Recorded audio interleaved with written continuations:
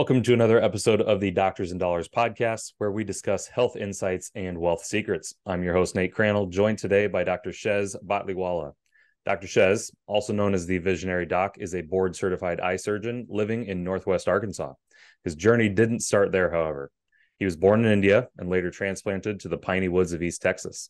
His formative years were spent navigating the complex dynamics of family immigration issues and mental health struggles. It was here that he developed resilience and an innate fortitude that turned discomfort into strength. He started a successful tech repair business at age 15 before shifting his focus to medical school, where he decided to specialize in ophthalmology, and eventually pursued advanced training in intraocular lenses and keratofractive surgery. Welcome to the show, Dr. Shehz. What's going well today? Thanks for having me, man. This is exciting. Let's do it. What's going well for you? Oh, it's going well. Well, gosh, so much. Honestly, this week, a lot of big changes happened, but I would say the biggest move that's come out of all of it is I've decided that I'm going to start my own private practice. It's going to be called Shehz Vision. And, I've thought about it for a while, and for so many reasons, I've just kind of, delayed it for one reason or another. But this week, I made the decision that I'm going to believe in myself and take a chance on myself and go into business for myself. So that's what's going on. That's the most recent thing. That is the big thing. I mean, Yeah. I think, as you go through medical school, you get through residency, you pick your specialty. There's always the dilemma, right? Of, do I work at a hospital? Do I work at a clinic? Do I go into private practice? Ton of respect for all three. But I think going into private practice, believing in yourself, having the trust in yourself that you can do it, right? You've done the years of school and you know what you're doing. And so I'm going to assume, without knowing a little bit of background, you probably went and worked for an eye surgeon or an eye care center, that had maybe an older, more experienced ophthalmologist, and then you kind of came in and you were the young guy. And so I think it's only natural then to branch out and do your own thing. Again, every day I'm talking about investing with people. Typically it's into, large scale real estate, but I always believe that the biggest investment that you can make is the investment in yourself. So kudos to you. That's a great way to start the show. That's some big news. 100%. Thanks a lot, man. And yeah, investing in yourself, right? Just to comment on that, like I'm a big believer in coaching and putting people around me that can kind of point out my blind spots, right? And really be there to guide me. So I have a coach, and my coach, told me this, that reality is 80% subjective and 20% objective, right? Mm-hmm. So like you and I can be in the same room and the thermostat can read, 68 degrees, right? And you may feel pretty good, normal, and I'm like super cold in that environment, right? Yeah. So even though our reality objectively is the same, we can have very different experiences, right? So, and that all comes from your mind, right? What's the stuff that you're telling yourself? What's the programming that's going on in your head, right? If you don't believe in yourself, that's the programming you have going on in your head, right? That's one of doubts and scarcity mentality and fixed mindset, and fear and things like that. But if you tell yourself an empowering story, it helps you believe in yourself. Mm-hmm. We all just really are the stories we tell ourselves, right? So anyway, it's so interesting. What you said is 100% spot on. The biggest investment you can make is in yourself, and it's taken me a while to realize that. But hopefully I'm gonna get it right from here on out. Yeah. Well, I mean, speaking of stories and empowering stories, you have one yourself, Shehz. So, I mean, talk me through the immigration from India to Texas. That's got to be a culture change, right? The struggles Yeah. with family members, having different issues, entrepreneurship as a young kid, as a teenager, and then eventually going to medical school, which was not something that was pretty common in your family. So kind of tell the listeners about your story. Be as brief as you want, as long as you want, but let's hear your story up into the point where you're like, yep, I'm going to medical school. I was born in India and immigrated to the States when I was 7, right? Well, I did. My parents did. They brought you They along. yeah, brought me along. My sister was 6 months old and I was 7 months old. So I come here and moved around a lot between 7 to 10, but eventually settled in Tyler, Texas, East Texas, and that's where I grew up since I was 10 years old. When you first immigrate to the country, you can do it in a number of different ways. We came on a tourist visa, so my dad basically came on a tourist visa, and he had a lot of debt and things like that from back home, and so there was a lot of baggage that he was carrying with him. And when we got here, you know, he and my mom, like, they really liked it, right? Just in terms of the lifestyle that this country provides, giving my sister and I the benefit of like a really, really good educational system, right? Mm-hmm. The freedom this country offers, all of those things. And it's interesting, like later on, I realized my biggest value in my life is freedom. That's what I value the most. And it's so Mm-hmm. interesting. It probably has to do with my immigration history. So anyway, so for a lot of reasons, my dad decided that he wants to make this country home, right? But he didn't graduate high school, neither did my mom. And so when you haven't really seen the world a lot, and then you just come to this foreign country, and you're super young. My dad was what, like 26, my mom was like 22, 23 years old. You're just kind of trying to figure out how to make it work and how to survive, right? And so the last thing my dad was thinking about was, hey, there's this thing called a green card that you have to file for in order to legally immigrate. And so that just kind of, didn't even cross his mind. It just lapsed. And I mean, it's a long story short, but a few years later, I think when I was maybe 13 years old, he was picked up by immigration and kind of, put into removal proceedings and all of that stuff. So since that time onwards, all I've known is that immigration kind of, I guess, stress, you want to call it, Mm-hmm. that's what had always been just on my family's mind and my mind. I found out obviously around then that, oh wow, okay, we don't have green cards. I had no idea that this is the situation.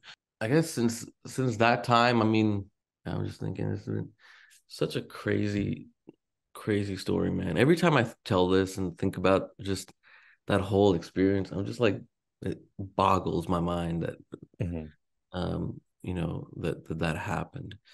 But anyway, I realized, I couldn't get a job. I didn't have a social security number, like nothing, right? When it came time to get a driver's license, I couldn't do that. So there were a lot of limitations growing up, without immigration status. You just always kind of feel like you don't belong, right? Were you treated that way by your peers? I kept that to myself for a very long time. Only like some of my really, really close friends, which I only had like two, growing up, knew about it.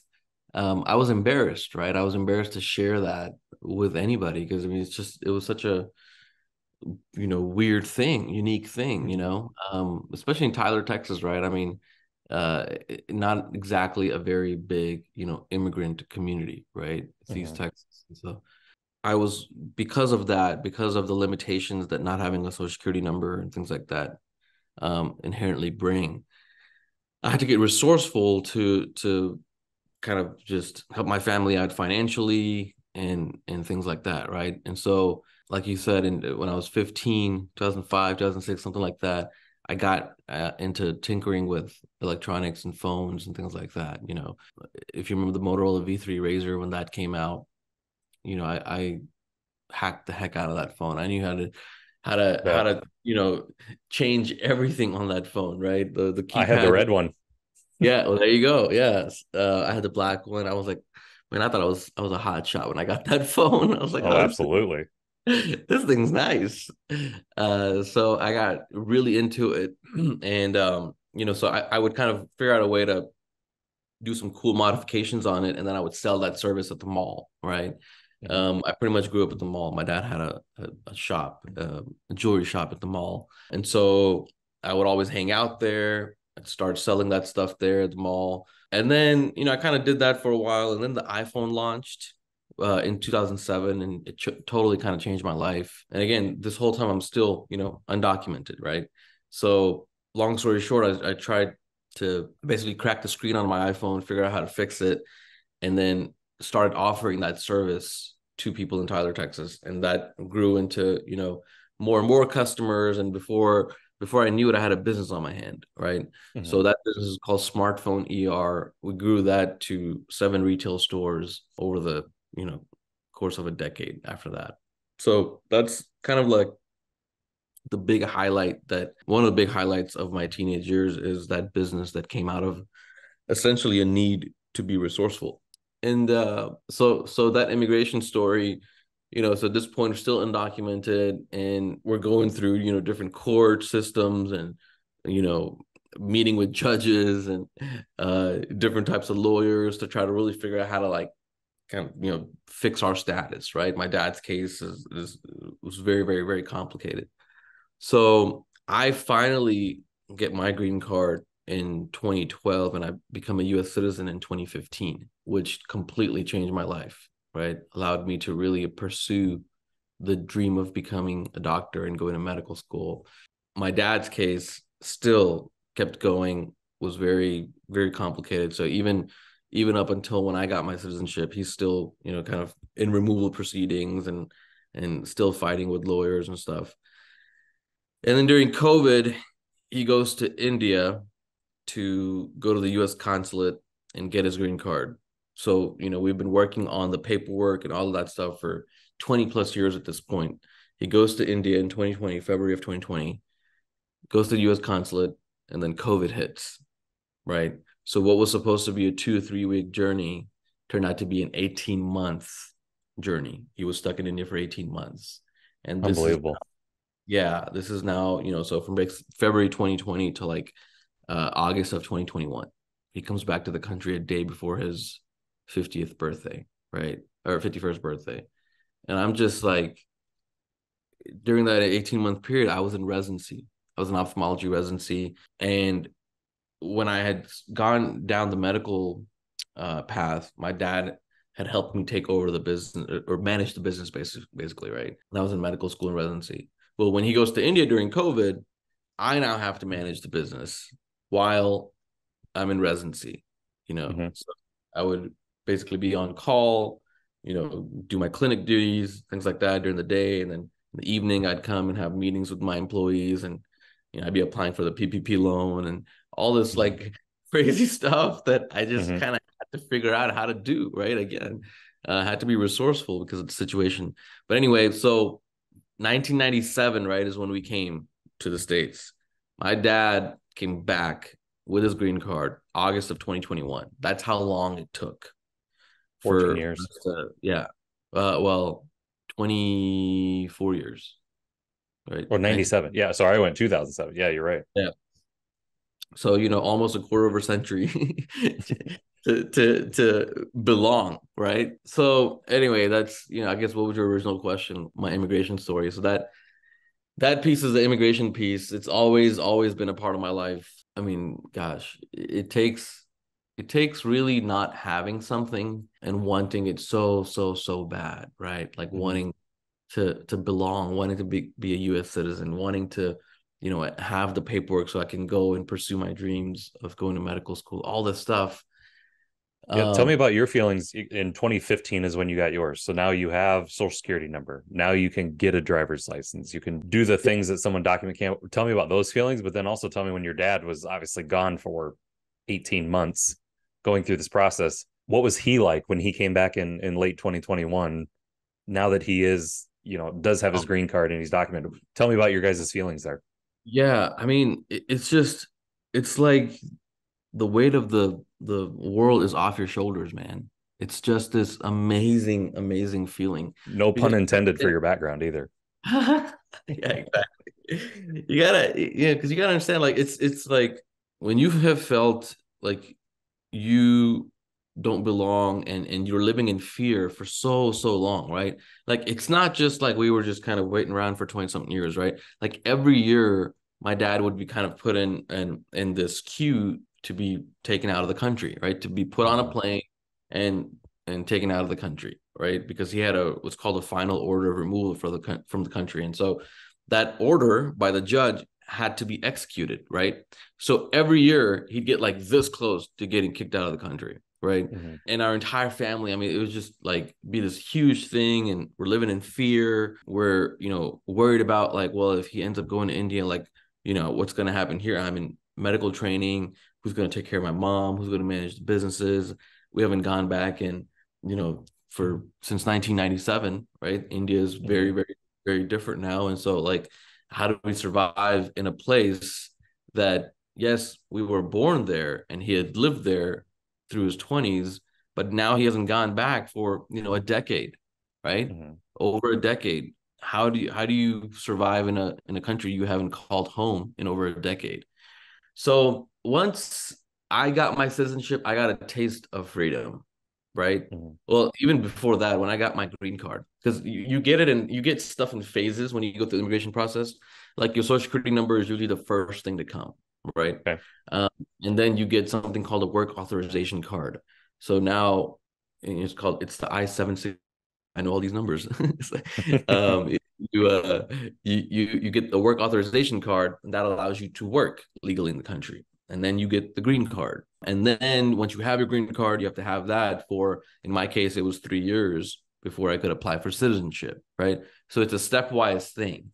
Hmm. And that first taste of freedom actually was the green card, right? I still remember like, we were my case was we were all kind of anticipating that within the next like 2 to 4 weeks I would get my green card, right? Because we had filed all the stuff, and so we're just waiting every day. I'd come home and my Comes dad in the and I mail. huh Comes in the mail. well, my dad and I would just look at each other every day for like 2 weeks because it hadn't come, right? And I'd check the mail, I'd come in, he'd look at me, I'd look at him, and he'd know that it didn't come yet, right? He could see the Hmm. disappointment in my eyes.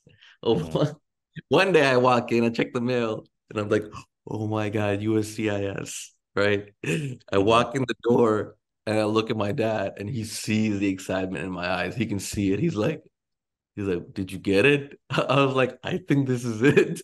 And so it's like opening up like, college admit. It's like you would think I got accepted from Harvard or something. You know what I Yeah. mean? It's like this suspense. We're opening up the envelope and we're just like, and I open it up and there it is. It's green. It Hmm. says permanent resident card. It's got my picture on there. It's got all these like, random serial numbers on there. And I'm like, this thing right here tells me that I belong, right? Hmm. This thing, my picture on it, this card with my picture on it, these random numbers, somehow I now belong. It was just such an insane feeling, man, but it felt so good. It felt so good because it meant now options were open, right? Hmm. I was the first in my family to get the green card. So, it just they all kind of were living vicariously through me, I guess. Sure. But anyway, felt amazing. Then the next high comes when you go through the 3 year waiting period, and now you get your citizenship interview, right? So you got to pass all these tests, right? I'm like, I've passed tests all my life. I'm gonna pass this one. This is one I will not fail, right? So this is basic like civics exams, civics questions, and things like that. So I passed that, and I get my citizenship, and then I get invited to the oath taking ceremony, right? Hmm. You get sworn as basically a U.S. citizen. And that day, man, oh my gosh. Like that day is when I felt a taste of patriotism, Oh, right? yeah. What it actually means, like this love and appreciation that you feel for this country that you've called home for so long, right? Hmm. But something was always missing, right? It was home in all the ways except like on paper. Yeah. And that day, it all came full circle. So I'll never forget my swearing in ceremony. That was a very special time. So those are the types of feelings you go through. And again, like the feeling of joy, it's hard to describe. I think you have to really be in a position to not have had it to really get it. I'm sure a lot of people, maybe immigrants who are listening to your podcast could relate to that. And then my dad, when he got his, oh my gosh, dude, like my dad's case again is very, very, very complicated, right? So I mean, I can't tell you the kinds of things we had to do to make his case to the government, right? You have to file waivers to basically apologize to the US government that, hey, look, I know I overstayed my visa. So sorry that I did. Here are the reasons that I did, right? You have to show hardship. Like, why is it that you can't leave the country, right? Mm-hmm. And so we have to apply for waivers from that angle. And it was essentially based on my mom's mental condition. My mom has mental illness, and so my dad's a major part of helping me take care of her. I'm in medical training. It's not really practical for me, to do that alone. It would be really, really critical for my dad to be here. We have to kind of make an entire case to show to the U.S. government why is it that my dad needs to stay here. So once he got his green card and came back to the country, I will never forget that day. It was August 20th of 2021, a day before his 51st birthday. We all make shirts. I was my idea. It was like, welcome home YB. His name is Yusuf Batliwala, right? So welcome home YB. It's me, my mom, my sister, a few cousins. We're wearing the shirts. We have this large banner that says welcome home YB. And we're waiting right outside, international arrivals, right? Baggage claim area. And I see him walk out the door. He's got a mask on. And I'm just like, I'm not a very I try to kind of keep it cool, I'm kind of laid Mm-hmm. back and stuff. But as soon as I saw him, I was like, like I wasn't even trying to say that. It just came out, Yeah. right? It just came out because I was so ecstatic. That was the culmination of decades of effort, man. Yeah, because you had felt that feeling of joy and belonging Yes. 6 years prior, and so Yes. you knew what he was feeling now. Yes, exactly. And yeah, and my whole family, right? Because we all, I mean, this was a life-changing event, right? Mm-hmm. But really, that feeling was also mixed with, like, I hadn't seen my dad in 18 months, Sure. right?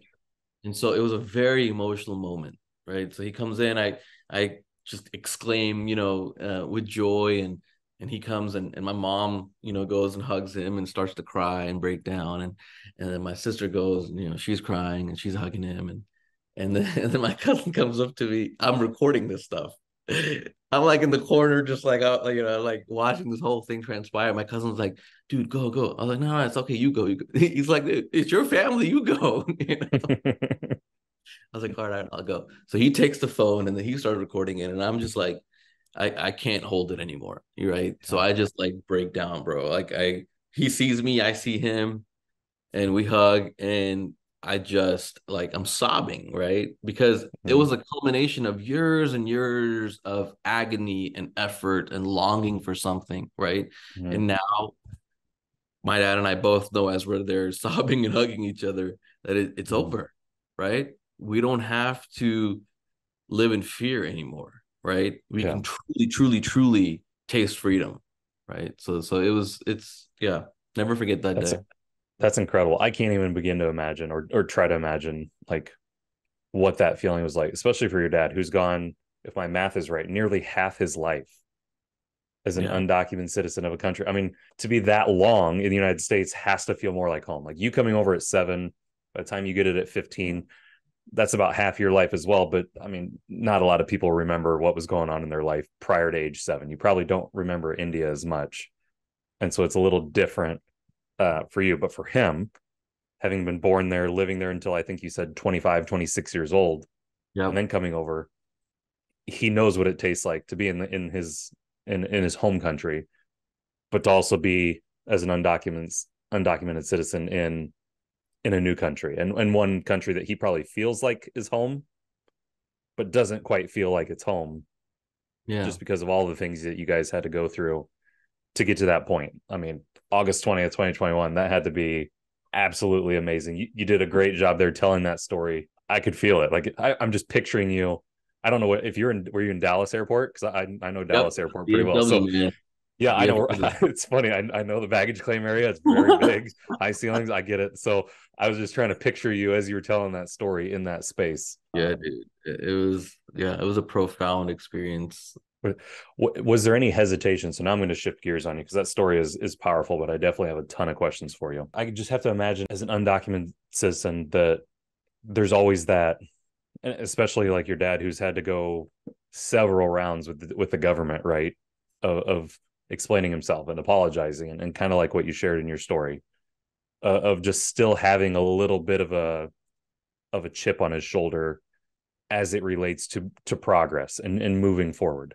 And so as you are, leaving high school, deciding that you want to, where you want to go to undergrad and that you want to go to medical school, did your parents kind of transfer that chip on their shoulder over to you and just kind of say, hey, be careful with what you're doing, don't get too ambitious?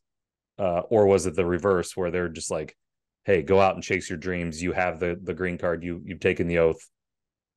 What Yeah, was it, yeah, or no, was there some of both? You yeah, understand yeah, what I yeah. A mean? little bit of both. Prior to getting the green card and the citizenship, again, like that fear, right, that they had, I Mm-hmm. had to. I Yeah. was like, oh my, like, I better not get pulled over. I better drive Yeah. really, really carefully. Better not get pulled over because I may get kicked out of the country. It's Yeah, just and that's the that. genesis of my question is Yes. they're continuing to carry that worry even after you had your green card. So those feelings that you kind of naturally transfer to your Yes. kids can always tell when you're upset or you're angry or you're nervous. They can kind of sense that. Did that still carry over even when you're like, hey guys, I want to go to medical school and become a 100%. doctor? Did they carry that over still or? Yeah, not in the medical school sense, but yes, like, even after I got the green card, you know, it can still be revoked, right? For any Mhm, number of reasons. And so there was always that fear. And so again, like my dad would be like, make sure you don't get a ticket, drive carefully and all this stuff. I'm like, Dad, like I have a green card. I mean, I don't think getting a ticket is going to get me kicked out of the country. He's like, well, mhm, you never know. You just never know, mhm, And once I became a citizen, I was like, look, Dad, this is not revocable now. Okay. mhm, Like I really, really, really, really belong. So you can, chill out, but not in the medical school sense, because that was honestly like, man, it was always understood, I guess, that the expectation was for me to go to medical school, mhm, right? I grew up always just knowing that that's what my parents expected or wanted. I don't even remember a time where like there was any other possibility, right? mhm, So I'm pretty sure like from when I was very, very young, my parents just kind of instilled that importance of education in my mind, right? Importance of obtaining an education so you can be safe and secure, right? mhm, Those are the values. And again, look, they didn't even graduate high school, right? But I'm so grateful that they understood the value of pursuing education, right? Even though they were not, heavily educated themselves. So I don't even remember like having the conversation that, hey, I'm thinking about going to medical school and things like that. It was always like, yeah, I'm just studying to become a doctor, always, yep. right? Just buying your Um, time until you're yeah, 18, you can leave and yep. yeah, exactly. But I remember the first time I realized I couldn't apply to medical school, right? I didn't really realize that you have to have a green card to get into medical school, but you do. Like once you graduate from just a regular kind of, high school in Texas, public high school, you have the ability to get accepted to a public university in Texas without having to prove citizenship status or anything like that, right? That's a law. And so college was fine. I was able to get into college just fine, even though I could not have applied to Ivy Leagues or anything like that, right? And I kind of always, had a little chip on my shoulder because of that, because I wanted to see, do I have what it takes to get into the Ivy Leagues? But I couldn't even apply Sure. because I didn't have a green card. So, but anyway, so I was able to get to college, and then as I'm, figuring out how to apply to medical school, that's when I find out that, oh, wow, like, okay, like now I really need the green card, Mhm. or the buck stops with college now, so now what do I do? So it was always like, here's a barrier or a block. We're just going to get resourceful. We're going to figure out a way to get it done. Okay. That was always the mentality. So I don't know if that answers your question, but It yeah. does. That's awesome. So what attracted you? So you go through undergrad. The idea or the understanding was going to medical school. once you get through medical school, right? The next step is residency. What attracted you to ophthalmology and vision and everything that goes into that? What was the attraction there? Was it actually I wanted to be Yeah. a anesthesiologist or I wanted to be a brain surgeon, but you landed in ophthalmology. What was it that Yeah. attracted you?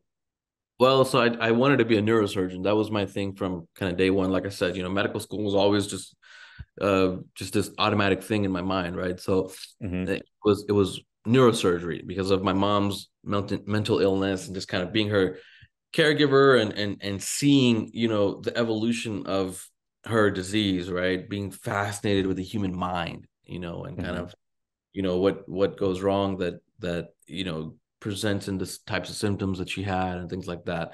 And then, like I said, I was always good working with my hands on the phones and stuff like that. So in my simple mind, I put two and two together. I was like, oh, yeah, I like working with my hands and I like the brain. So brain surgery, right? Yeah. Having like no clue at all, like what it even means to be a brain surgeon and the kind of effort that takes, right?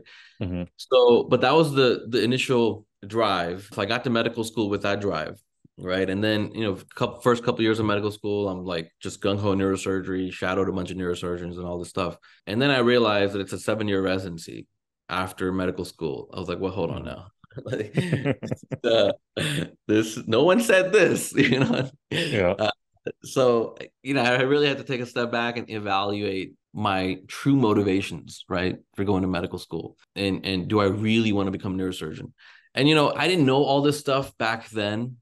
Realized all this stuff about myself and my motivations as life unfolded over the next several years. But at the time, the decision was, what, I don't think it probably doesn't make sense for me to commit to neurosurgery if I'm already questioning the length of training, right? You should really want to Mm-hmm. do something regardless of how long it's going to take you to get there. I mean, just do it because you really want to do it. So thankfully, I had the sense to understand that neurosurgery is probably not my passion, so let's not do that. Thankfully, I did well on the board exams, and so my options were open, right? So I Mm-hmm. shot, urologists, ophthalmologists, radiologists, right? I knew I wanted to do something with procedures, and I knew I wanted to do something competitive, right? Sure. And competitiveness came from like just that's what I was used to my entire life, right? Mm-hmm. I've always just competed my entire life, trying to get to the top of every class I've been and all this stuff, and I've thought about it for a long time. Like, why was I trying so hard to be at the top? And I think it was like this cry for attention, man. Mm-hmm. Just wanted to be different and achieve. That's what our values were growing up. I'm only worth something if I achieve something. Mm-hmm. That's the message that I got growing up. And so I never stopped to like really look at that programming that I had from childhood, right? I just kind of kept going. So yeah, so ophthalmology, one of the reasons was because it was a competitive field and I wanted to be able to say like I I got into a competitive field, right? I'm a Mm-hmm. competitive person. I matter, you know. Love that. And that's not necessarily a healthy foundation from which to make decisions, right? Mm-hmm. I realize that now, but at the time I didn't. So I chose something competitive. I was a DO, and so my medical school was a DO school, and I found out after I kind of have already gotten in and started medical school that DOs are more the training is more holistic and generally it's more amenable to kind of primary care medicine and things like that. You know, Mm-hmm. getting into a subspecialty like ophthalmology or neurosurgery or something like that is very difficult as a DO. Now, there are DO residency training programs. To get into an MD residency training program as a DO is very competitive in those competitive fields, right? Mm-hmm. So that was another attraction. It's like, Yeah. oh, you're saying I can't do this? Well, watch me, right? Mm-hmm. Yeah. Again, this desire to just like stand out and be different, right? Mm-hmm. So I mean, I got to be honest with myself. I can sit here and say, oh, it's for this or that. And, there are other reasons, right? Like ophthalmology is super, super cool field, man. Mm-hmm. Super innovative field, high tech, right? I had that cell phone repair company I started. So I was always into tech, always had the newest iPhone and kind of figure out how to, make the most out of the technology, right? Even if it requires hacking it, hopefully I can Mm-hmm. say that you know.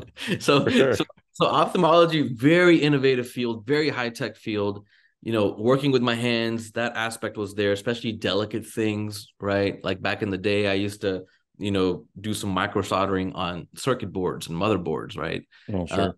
you do it at the level of the iPhone. That's really tiny stuff you're dealing with, So Hmm. there's a lot of intricacy there, or you're gonna fry the phone, and so there's a lot of intricacy, or you're gonna fry the eyeball, right? Like you got to Hmm. really be careful. So that attracted me, work-life balance, and then it was a 4-year residency, instead of 7. So that was like, okay, well, this is, I still look at the brain because I can look at the optic nerve, so I look at Yep. part of the brain, but I don't have to do 7 years to look at the brain. So that's all of those reasons were reasons I chose ophthalmology, but I can't forget the reason of, hey, it's competitive and it's going to help me stand apart from the crowd. That was very important to me, right? Hmm. So that's how ophthalmology came about. And then there's another reason. I discovered a field called space medicine in medical school as well. So I was always a huge NASA fan and space fan. You can tell with my background, right? Yeah. Uh, Space gave me perspective to really be able to push through and deal with the struggles that I had growing up, right? Regardless of what you're going through, everyone is going through something, right? And when you can get this perspective of you're not alone, everything becomes manageable. So when I look at space, when I go outside and look at the stars, for example, right? You see one star out of billions and billions of stars, right? Hmm. And you kind of get this perspective that, man, like I'm one man walking this earth out of billions, out of trillions that have walked, are Hmm. walking, and will continue to walk the face of this earth, right? When astronauts look at space or look at Earth from space, they see this blue thin atmosphere that is the only thing that keeps all of humanity alive, right? Hmm. It's the only thing that has kept humanity alive for millennia and will continue to do so, right? So that perspective really helps me appreciate that I do belong, right? I am not alone. I'm in Hmm. this thing with humanity, right? I don't know. For me, it was always a profound experience to reflect on that. So, come medical school, I discover space medicine is a thing. Astronauts have a lot of issues when they go to space.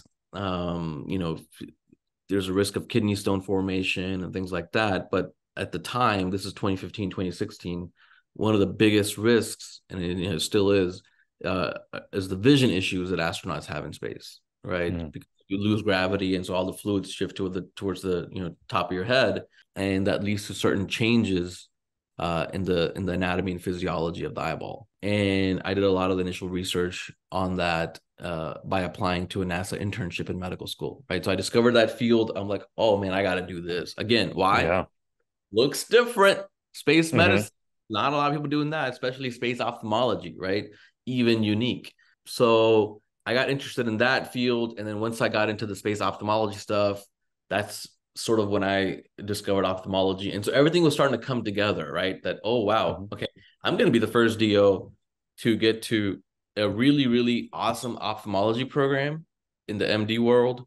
Not only that, but I'm going to do it as a guy who also has a background in space ophthalmology, right? Hmm.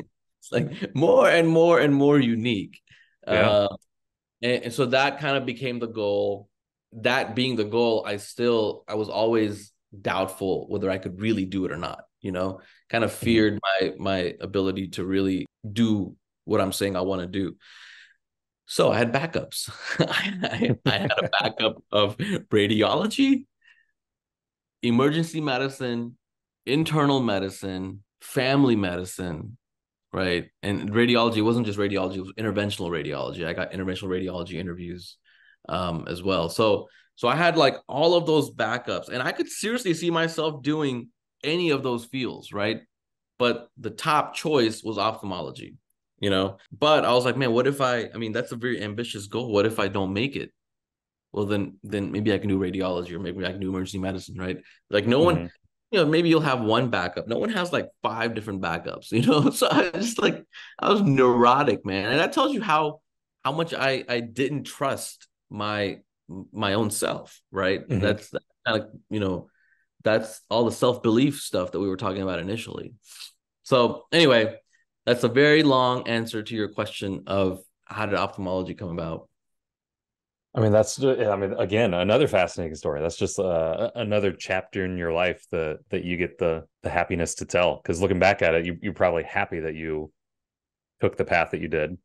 Unless there's still a little piece of you that wanted to do interventional radiology. I don't know. There's not a lot of people out there that like, man, I really wish I would have done plan, F. I went with plan A, but I really wish I would have done Yeah. plan F. There's nobody out there that's really doing that. So, No, I've just learned, man, everything happens for a reason, right? And I used to be that guy that would live with regrets, right? Like as soon as I make a decision, I'm like, oh, I shouldn't have done that. I should have done mhm, this, right? Questioning myself a lot. But over the years, I've just learned life is so much more enjoyable when you live in the moment, right? And you're present mhm, in the moment, fully appreciate and have gratitude for everything that you have in this moment, because everything happens for a reason, right? yeah, So once I made that shift in my thinking, and of course, then you start to realize, like, man, it's a huge privilege to do what I do, right? As an mhm, ophthalmologist, I help people see, right? I help restore vision and give the gift of sight, which is what saved my life because I was able to manage my life from the perspective I got by gazing at the stars, mhm, right? So perspective and sight are huge things in my life, and I don't think it's any I don't think it's any coincidence that my higher power put me on a path to help people see clearly, right? Because mhm. that path put me on a journey to understand and see my own life clearly, right? And Absolutely, you can't make that stuff up. So yeah. Perspective and sight and vision, not just vision, from a physiological standpoint, but vision, from a psychological standpoint, exactly, I think yeah, is super powerful. But I'm curious now that you talked about restoring vision. I'm a guy that I was in third grade, couldn't see the chalkboard very well, went and got my eye exam. I was like a -1.5, -2. It was not great. Got glasses in third grade, matured a little bit, got contacts when I was in fifth or sixth grade. I can't remember, but now my vision's like -5, -5.25. One of my eyes is worse than the other. But kind of just explain the biological, what happens there when you have that diminished ability of your eyes to see. Like yeah, what is happening there in someone's body, and then what are you doing then to restore that? sure. How old are you? I'm 36. Okay. And so you were a -2, -1, -2 in the Yeah, beginning. when I was like Slowly, 8 or 9. Yep. yeah. When did you become a -5? Late 20s. Yeah, yeah. So that's called myopia, right? A minus prescription is myopia. It's nearsightedness, and we're Mm-hmm. actually going through a time right now of a myopia epidemic. It's Okay. actually going through the roof in terms of numbers, and numbers show that it will continue to increase, right? The level of myopia that folks have, and it has a lot to do with how much strain and stress you're putting on your visual system to be able to see things up close when you're young, right? Mm-hmm. So the more demand you exert for wanting to see things up close, and in today's world of screens and iPads and things like that, I mean, kids are on that thing so early on, right? So the more demand you put on your eyesight to see things clearly up close, you go through what's called axial elongation. So your eyeball increases in size, and Okay. that contributes to nearsightedness. Nearsightedness is basically when light rays focus in front of the retina. Okay. And so you can imagine, like, if the room, if a square room is the eyeball, the wallpaper is the retina. Okay. Mm-hmm. If you focus in front of the wallpaper, that's nearsightedness. Well, if the room gets bigger, right, what's going to happen? The wallpaper has to kind of stretch out to try to cover Mm-hmm. the whole room. And so you're going to see like holes in the wallpaper, and that's what happens with long eyes. The retina kind of becomes a little bit degenerative like that. Mm-hmm. And then light continues to focus even more and more in front of the eyeball relative to where the back of the wall is, right? So Mm-hmm. the bigger the room, the bigger the eyeball, the more nearsighted you are, the more myopic you are. And the way you correct that is through LASIK. Okay. Mm-hmm. in your, ideally in your early 20s, late 20s, 30s, right? For some people in their 40s, which will correct distance vision. So that myopic vision that you have, which is fuzzy at distance, we do LASIK and we clear that up, right? Mm-hmm. And LASIK is done on the front part of the eyeball, the cornea, the clear window of the eye, right? If you put your contact lens in your eye every day, you're putting it on the cornea. Mm-hmm. So that's where LASIK is done.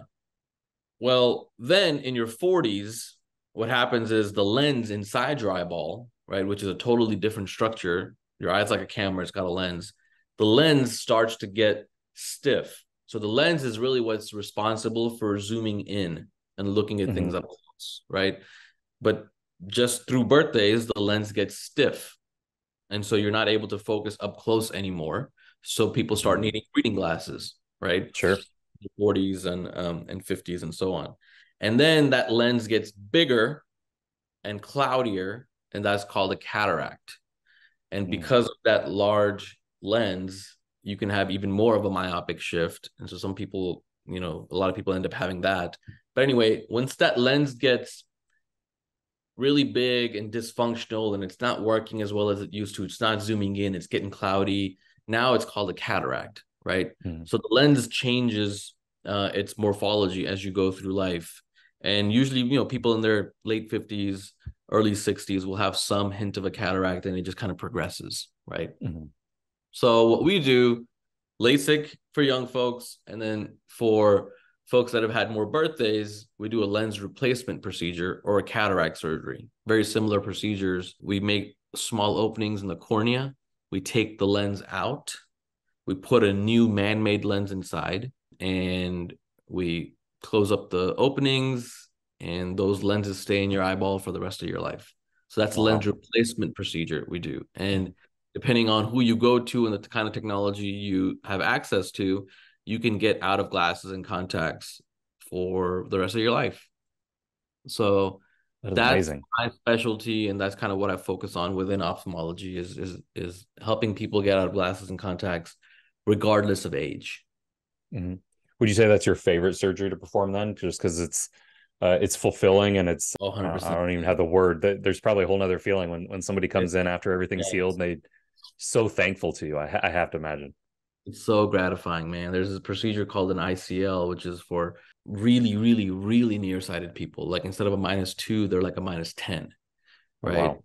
And so, yeah, -10, 12, I mean, crazy, crazy numbers. And so they can't see anything more than like a few inches away from their face. And that procedure, the ICL, which is basically a lens procedure, but it puts a new contact lens inside the eyeball between the cornea and your natural lens of the eye, right? Mm-hmm. So we're not removing the natural lens, we're adding a contact lens in front of it, essentially. It's called an And implant. you do that if their lens is still healthy? Correct. Yes. Gotcha. And that's usually for young folks. Yes. The lens, because if the lens isn't healthy, their natural lens isn't healthy, then we're defeating the purpose, right? Because eventually it's, something's going to break down and it's not going to be a good outcome. So that procedure is especially gratifying, right? Because these people -10, 12 can't even see, a few inches beyond their face. They can see 20/20, very close to 20/20, right as they get off the bed, right? Wow.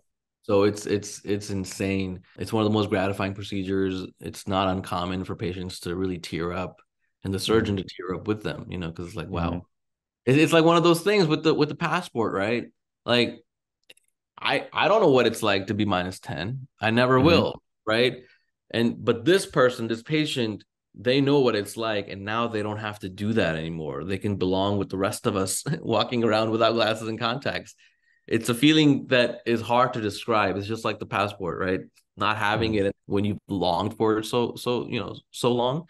I'm sure they're very similar gratifying feelings. For sure. Anyway, Is the ICL, is that more in a that's been a just diminished capacity of the eye over time, or are these children that are well, it's that? So again, how much strain and things like that you are doing when you're young, trying to read up close, that contributes to myopia. And then some of it is genetic, right? And some of it is just sort of how you were born. Some people are just born with larger eyes than others. Right? So But that's the safest way to correct that level of prescription, right? Mm-hmm. Could you do LASIK for a -10, -9, -11? I suppose you could, yes. But at least in my training, it's at that point, you're changing so much of the cornea with LASIK with that high of a prescription that the risk versus benefit profile just kind of starts to swing in favor of, hey, leave the cornea alone and let's try something else, which is this ICL, where instead of removing tissue off the cornea, we're actually gonna, put a new lens inside the eye.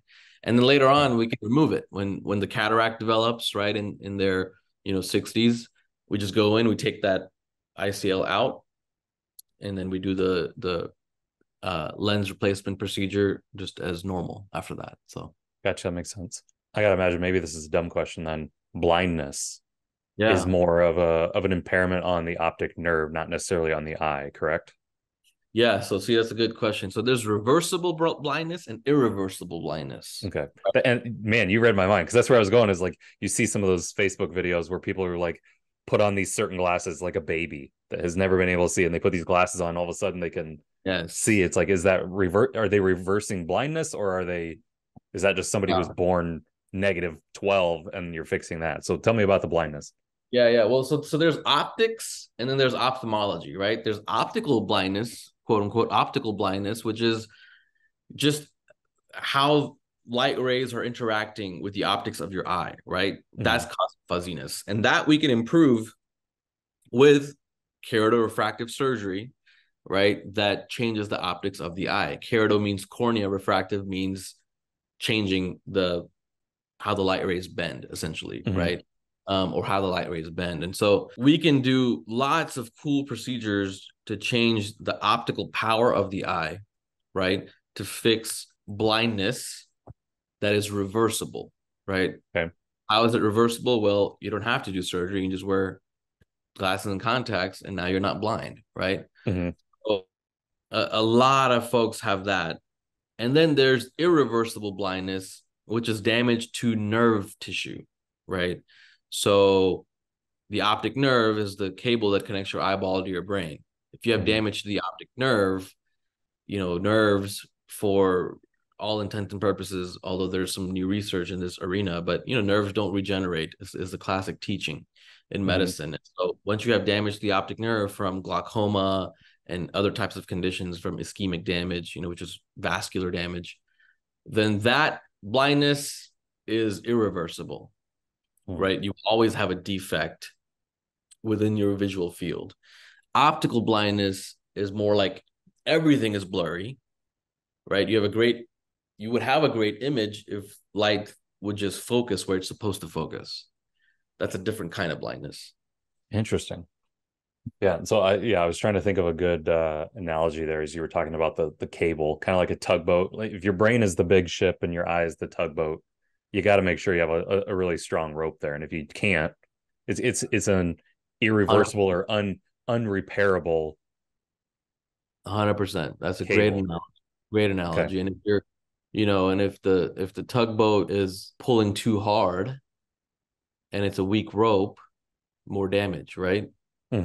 So similar, that's an analogy that you can use to understand glaucoma, which is high eye pressures. The pressure, for other explanations too, but essentially your eye pressure is really high for the level of damage the nerve can sustain, right? So that's glaucoma. That's a tugboat trying to work really hard. Correct. Yeah. There's procedures we can do and drops we can give and surgeries we can do to lower the eye pressure. So. Yeah, that makes sense.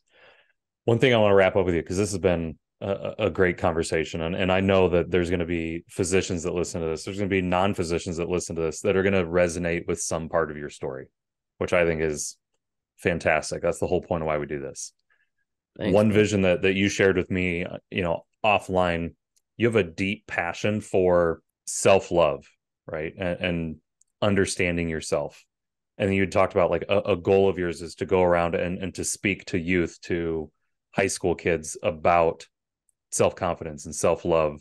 Where does that passion just come from your upbringing? Does it Is it more of a giving back? Talk to me about where Yeah. that comes from, and what you hoped. Where do you hope that goes? Well, it's a little bit of both, you know. Mhm. I think a lot of the things that I have done in my life, and you know, people do for a lot of different reasons, but like the whole space stuff, right?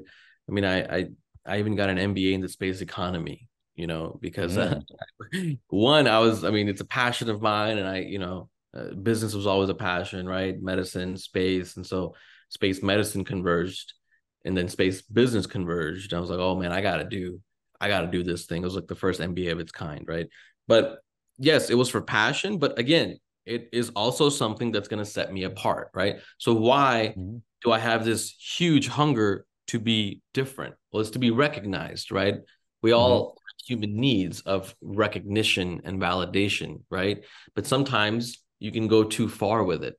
And that usually stems from your childhood, right? Somewhere along the line in childhood, because of some of the struggles with immigration system and the mental illness and managing the business and the finances, all these things, right? Trying to, you know, figure out how to get to medical school. You develop, or I developed this core kind of belief that, you know, I constantly got to prove myself, right? Mm.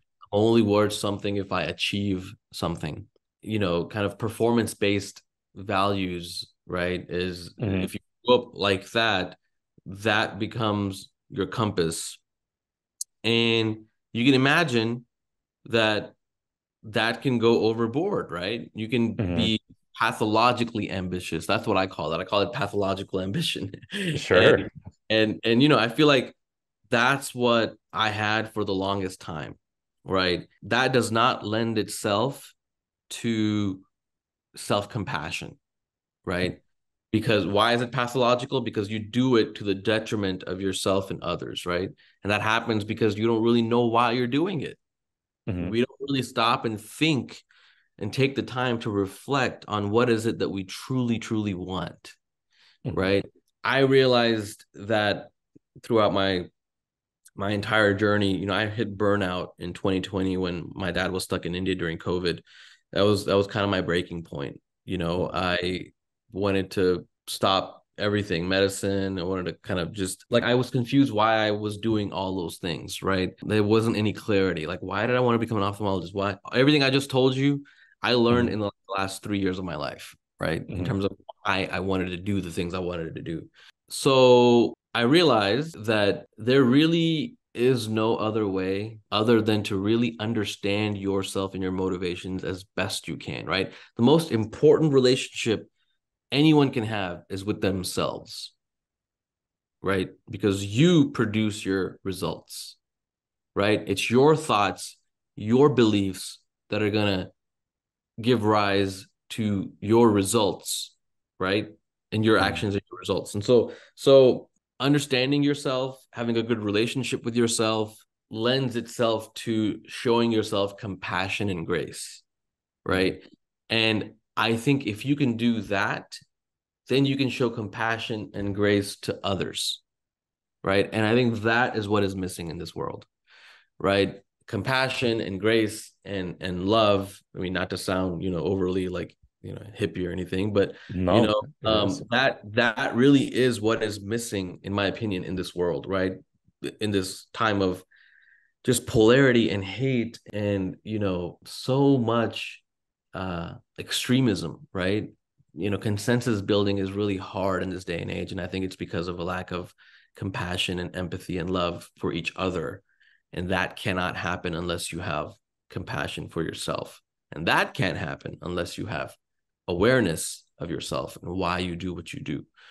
So my goal, you know, I wish what I just told you, someone had told me when I was in high school. Mm. It you know, would have potentially altered the trajectory of my life, right? I don't think, you know, I don't live life with regrets anymore, so everything happens for a reason. But it's an interesting thought experiment, right? How would life be like if someone had told me these things back when I was in high school? So Mm. what I want to do is I want to take my narrative, my story, and build this message that I've learned, you know, around it. And I want to use it to inspire the next generation of leaders, right? Because that's where this starts. I mean, look at what's going on in the world. the world leaders have the ability to control what's happening in the world, right? To influence its outcome. And so if we can train our leaders, right, of the future on how to have more compassion and love for themselves and others, I think the world will become a better place, because these are the people that are going to go and become, future prime ministers and presidents and congressmen and senators and those things, right? So I thought about this and I was like, okay, well, how can I contribute to this endeavor? And, the only thing I'm an expert in is my own story, right? Mm-hmm. So I just decided I'm going to understand my story and I'm going to tell it. So I go to, I've started to go to high schools and speak to college or high school students kind of about everything that we've just talked about in the context of my journey. Just about 4 weeks ago, I spoke to a high school entire district. There were almost 300 students there. And it was such a profound experience. It was such an inspiring experience, even for me, right? Like, especially for me, Mm-hmm. because the kids were so engaged. They were, asking thoughtful questions. I could tell that light bulbs were going off, right? And it's just Mm-hmm. a beautiful feeling to know that contributed to that. And then I got this heartfelt email from this high school student that night that was just like you changed my life and you really got me thinking. I relate to you so much. I also came from a background of immigrant parents, all this stuff, right? And I'm just like, this is amazing. This is beautiful, right? This is exactly the kind of impact that I want to have. So that's kind of where I want to go with that. And that's why I started the platform Visionary Doc. It's taken me a while to understand and kind of morph this message of why exactly I started this platform. But I blog and podcast about a lot of different types of things. The central theme, though, is this theme of having self-awareness and self-compassion and having more compassion Mm-hmm. for others. So, yeah. That is beautifully said, Shehz. I'm not even gonna jump in with my additional commentary because I'm not gonna top that. That was well done. And I'm glad you came on today. I'm glad you talked about your story and your journey and where you see things going. Congratulations on opening a new practice here at some point in the future. I'm gonna guess 6 months from now. I don't know how long it takes to open a practice, Yeah, yeah. but I'm It excited can for take you. yeah, it can take up to a year, but I'm super excited, man. This is I've always wanted to be a leader that can lead a team with vulnerability and authenticity. Those are very core and important values of mine, because I spent so much of my life like not being authentic, right? Not being Mm-hmm. genuine with myself. Because I didn't know why I was doing all these things. And so Mm-hmm. when you ask yourself the tough questions, I think if you're really, really honest, you can be genuine with yourself and authentic with yourself. I think that's the way to live your life. So I'm super excited to like build this practice, have a team that I can lead with those values, right? And really help others kind of grow in that same way. So super, super excited for it, actually. Man, you have big things coming. I'm excited to keep in touch with you and follow your journey. But best of luck to you, my friend. And I'm glad you came on today. Thanks, bro, man. Thanks for having me. It's been great.